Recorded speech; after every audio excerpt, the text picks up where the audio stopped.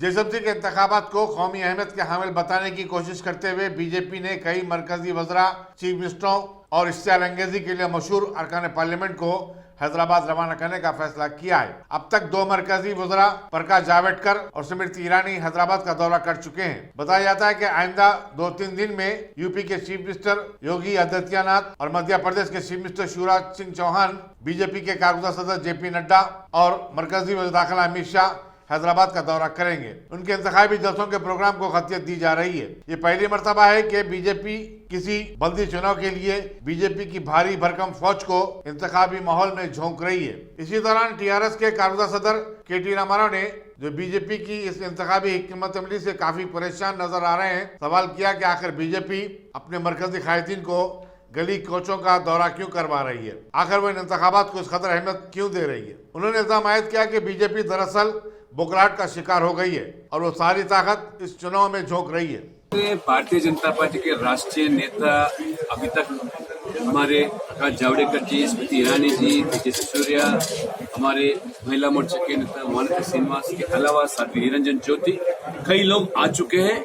कल हमारा जो मैनिफेस्टो रिलीज होने वाला है उसमें महाराष्ट्र के भूतपूर्व मुख्यमंत्री फडणवीस वो मैनिफेस्टो रिलीज करेंगे। बाद में 27 को उत्तर प्रदेश के मुख्यमंत्री योगी आदित्यनाथ छेवल्ला पार्लियामेंट में रोड शो करेंगे और एक जनसभा भी होगा।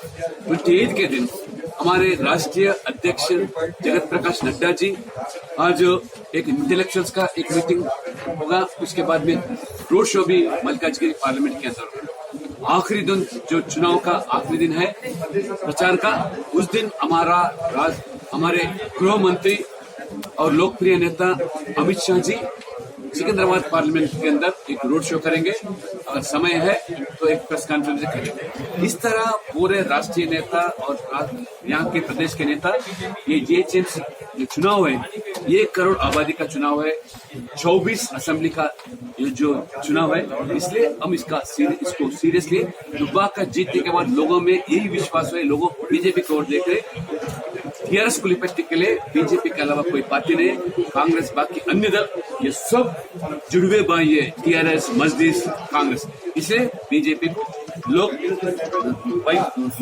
बीजेपी को वोट देकर, इसलिए बीजेपी हम इसको सीरियस सरकार या टीआरएस सरकार है। आप बताओ, आपका होम में साथ है, निकालो।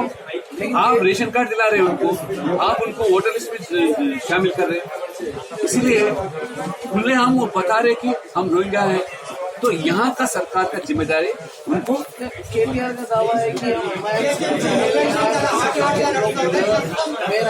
दोनों जुड़वा भाई है भाई, टीआरएस और एमआईएम। केटीआर असल में अलग नहीं है, दोनों एक है। मैं मस्जिद को आज हाथ में रखने के लिए टीआरएस जो साजिश चल रही है, लोग आप पहचान चुके हैं, इसलिए आप इंडिया पाकिस्तान की बात करते हैं।